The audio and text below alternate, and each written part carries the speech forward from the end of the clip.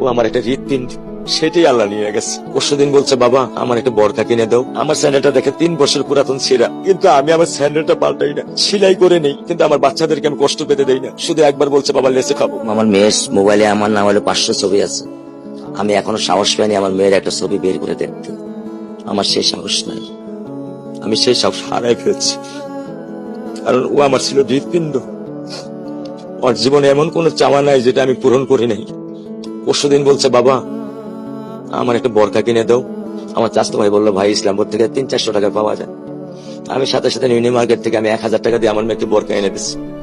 আমি দরিদ্র, ভাঙা বাসায় থাকি, কিন্তু আমার সন্তানদেরকে আমি কখনোই দারিদ্রতার স্বাদ পেতে দেইনি। দারিদ্রতার স্বাদ পেতে দেইনি। আমার বড় মেয়েকে এখন আমি সেলোরার থেকে জামা কিনে দিই।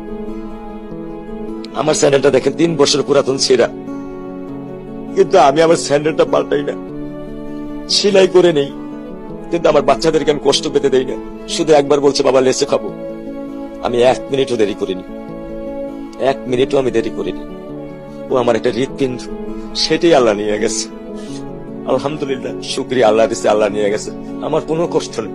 আমি তো চাইলে পারতাম না, অনেক দম্পতি আছে যাদের সন্তান নেই। আল্লাহ দিছে, আল্লাহ নিয়ে গেছে। আমি আলহামদুলিল্লাহ করি আল্লাহ গেছে। আমার কোনো কষ্ট নেই, আমার কোনো কষ্ট নেই। ঠিক আছে।